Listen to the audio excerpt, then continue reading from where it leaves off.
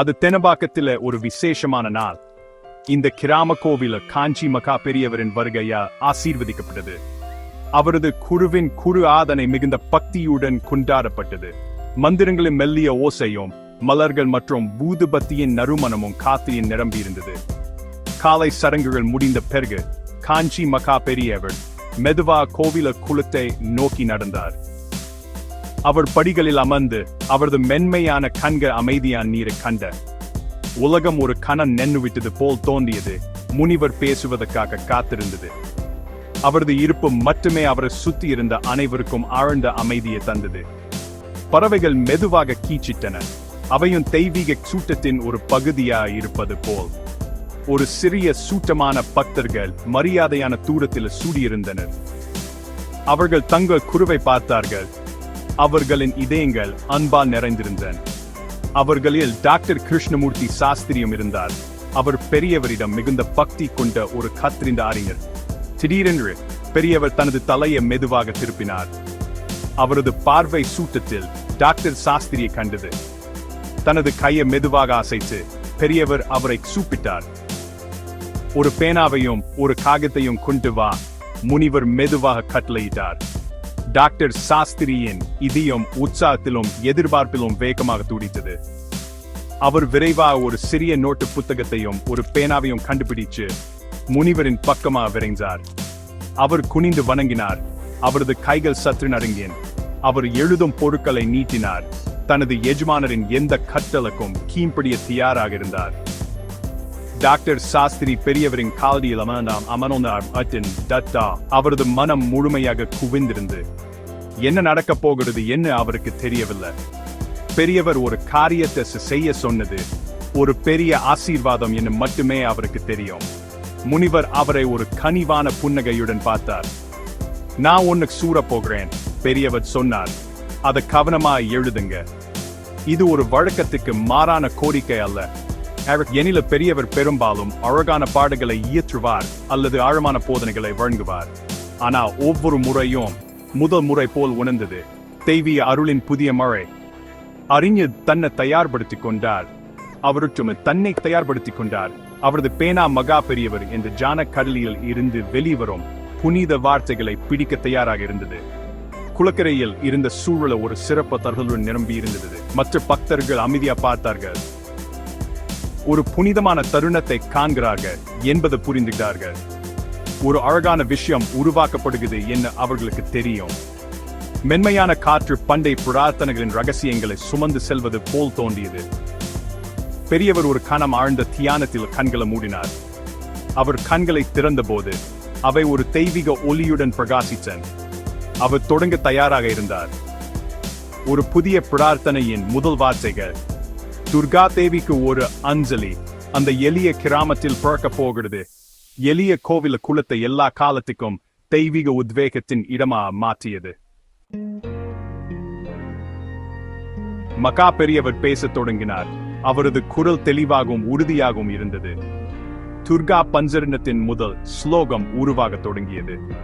ஏ சத்ரதானா பட்டிஷந்தி ஜிருண்வந்தி அபிசான சுய என அவர் தொடங்கினார்.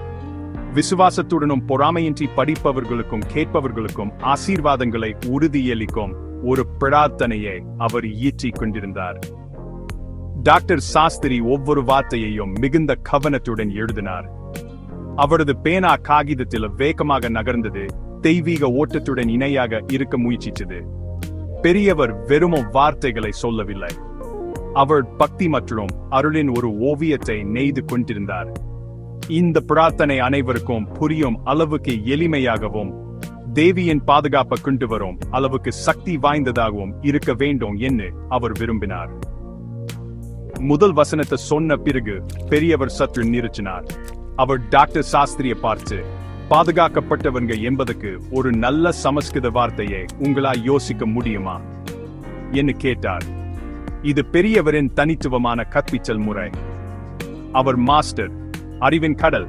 ஆனாலும் அவர் தனது சீடனை படைப்பு செயலின் ஒரு பகுதியா ஆக்கினார். டாக்டர் சாஸ்திரி ஒரு கணம் யோசித்து ஒரு வார்த்தையை பரிந்துரைத்தார்.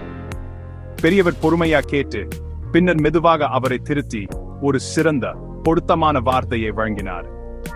இந்த எளிய தொடர்பின் மூலம் அவர் ஒரு பாடலை இயற்றவில்லை, அவர் தனது மாணவருக்கு வழிகாட்டி கொண்டிருந்தார்.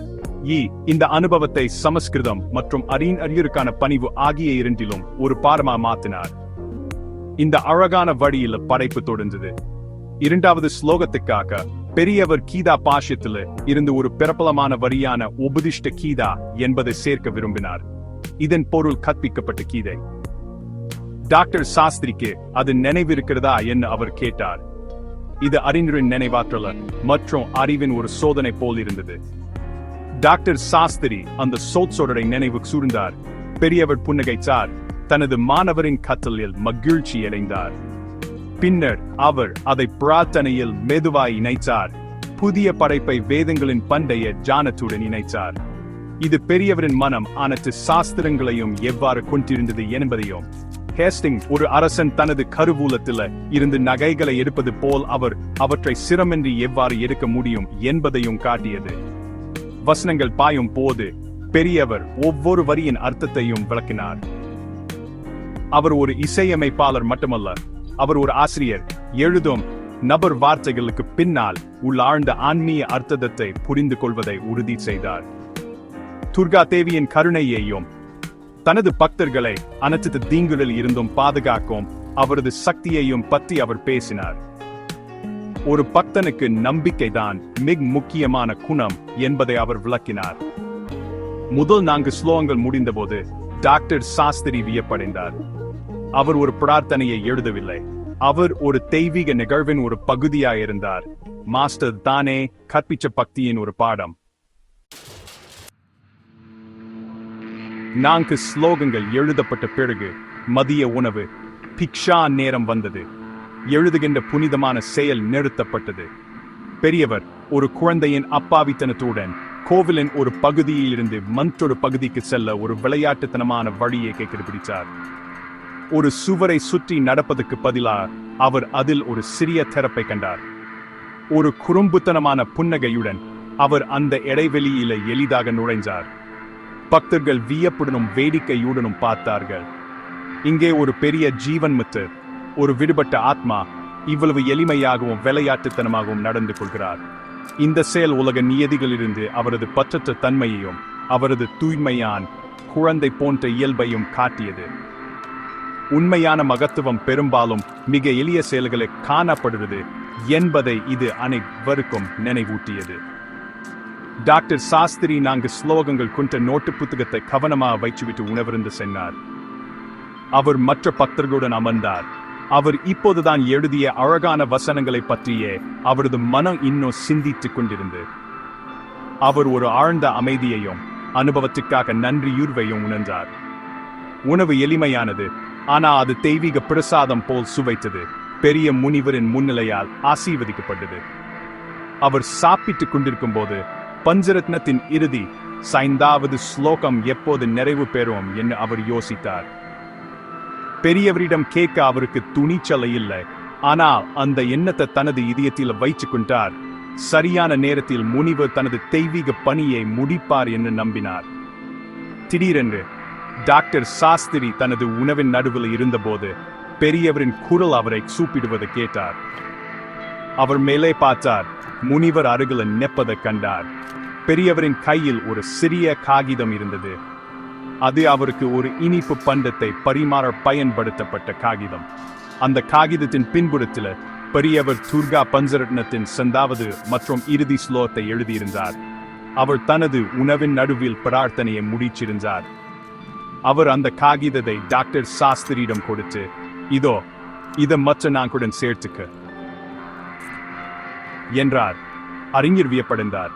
பெரியவருக்கு பிரார்த்தனைக்கும் அன்றாட வாழ்க்கைக்கும் இடையில எந்த பிரிவும் இல்லை, எல்லாம் ஒரு தெய்வீக செயல். டாக்டர் சாஸ்திரி அந்த காகிதத்தை மரியாதையுடன் ஏற்றுக்கிட்டார். அவரது இதய மகிழ்ச்சியா பொங்கியது. துர்கா பஞ்சரத்னம் இப்போது நிறைவு பெற்றது. இது 5 வசனங்களின் ஒரு சரியான தொகுப்பு, மிக எளிமையான மற்றும் அழகான வழியில் உருவாக்கப்பட்ட ஒரு பிரார்த்தனை ரத்தினம். இறுதி வசனம் ஒரு பயன்படுத்தப்பட்ட காகிதத்தில் ஒரு எளிய உணவின் போது வழங்கப்பட்டது. இது ஒரு ஆழமான பாடத்தை கற்றுக் கொடுத்தது. தெய்வீகம் பெரிய சடங்குகள் அல்லது சிறப்பு தருணங்களுக்குள் மட்டுமே அடைக்கப்படவில்லை. ஒருவர் பார்க்க கண்களும் பேர் இதயமும் இருந்தா அது எல்லா இடங்களிலும் வாழ்க்கையின் ஒவ்வொரு தருணத்திலும் காணப்படலாம். இந்த சக்தி வாய்ந்த பாடலின் உருவாக்கம் பெரியவரின் எளிதான அருளுக்கு ஒரு சான்றாகும். மகா பெரியவரின் பெருமைகள் எண்ணற்றவை, பெரும்பாலும் எதிர்பாராத வழிகளில் வெளிப்படும். அப்படி ஒரு சம்பவம் காஞ்சி மடத்தின் மேலாளர் வேலூருக்கு பயணம் செய்தபோது நடந்தது. ஒரு அரசு அதிகாரியுடன் அவருக்கு ஒரு முக்கியமான சந்திப்பு இருந்தது. அதன் விளைவை பற்றி அவர் கவலைப்பட்டார். புறப்படுவதற்கு முன் அவர் பெரியவரிடம் ஆசி பெற சென்றார். பெரியவர் வெறுமனே கேட்டு ஒரு ஆப்பிளை பிரசாதமா அவருக்கு கொடுத்தார். மேலாளர் ஆசீர்வாதத்தை பெற்று கூறப்பட்டார். சற்று அதிக நம்பிக்கையுடன் இருந்தார். அவர் ஆப்பிளை தனது பையில வைச்சுட்டு தனது சந்திப்புக்கு சென்றார். அதிகாரியுடனான சந்திப்பு கடினமாயிருந்தது. அந்த அதிகாரி மிகவும் கண்டிப்பானவராகவும் உதவ விரும்பாதவராகவும் இருந்தார். ஏமாற்றமடைந்த மேலாளர் கைவிட போகும் நிலையில் இருந்தார். அப்போதுதான் பெரியவர் தனக்கு கொடுத்த ஆப்பிள் நினைவுக்கு வந்தது. அவர் தனது பையை திறந்து அதை எடுக்க, ஒருவேளை அதை சாப்பிட்டு சற்று ஆறுதல் பெறலாம் என்று நினைத்தார். அவருக்கு மிகுந்த ஆச்சரியமா, ஆப்பிள் அங்கே இல்லை. அதுக்கு பதிலா ஒரு அழகான மனம் வீசும் மல்லிகை பூ இருந்தது. மேலாளர் திகைத்து போனார். இது சாதாரண மந்திரம் அல்ல என்பதை அவர் அறிவார். இது பெரியவரின் தெய்வீக சக்தியின் அடையாளம் மற்றும் எல்லாம் சரியாக இருக்கும் என்ன செய்தி. அவர் புதுப்பிக்கப்பட்ட நம்பிக்கையுடன் அதிகாரியின் அலுவலகத்துக்கு திரும்பினார். அதிகாரியின் அணுகுமுறை முற்றிலும் மாறியிருந்தது. அவர் இப்போது மரியாதையாகவும் உதவியாகவும் இருந்தார். மேலும் அந்த விஷயம் எளிதாக தீர்க்கப்பட்டது. துர்கா பஞ்சரத்னத்தின் உருவாக்கம் போன இந்த சம்பவம் மகா பெரியவரின் இரு பக்கங்களையும் காட்டுகிறது. ஒரு புறம் அவர் ஒரு சக்தி வாய்ந்த சித்தர், ஆன்மீக சக்திகளின் மாஸ்டர் மாசிங்கா, தனது பக்தனுக்கு உதவல்களுக்கு அப்பால் ஒரு ஆப்பிளை ஒரு பூவாக மாற்றக்கூடியவர். மறுபுறம் அவர் சுவல உள்ள ஒரு துளை வழியாக விளையாட்டுத்தனமாக உருந்து சென்று பயன்படுத்தப்பட்ட காகிதத்தில் ஒரு தெய்வீக பாடலை இயற்றும் எளிய முனிவர். அவர் சர்வ வல்லமையுள்ள கடவுளாகவும் கருணையுள்ள அணுகக்கூடிய குருவாகவும் இருந்தார். அவரது வாழ்க்கை தெய்வீக மகத்துவத்தின் மற்றும் குழந்தைத்தனமான எளிமையின் சரியான கலவையாயிருந்தது. இதுவே அவரை லட்சக்கணக்கான மக்களால் மிகவும் நேசிக்கப்பட காரணம். இந்த கதைகளை நிலை கொள்வது நம் இதயங்களுக்கு அளவற்ற மகிழ்ச்சியை தருகிறது. அவை கடந்த கால கதைகள் மட்டுமல்ல, அவை நமக்கு தொடர்ந்து வழிகாட்டும் உயிருள்ள பாடங்கள்.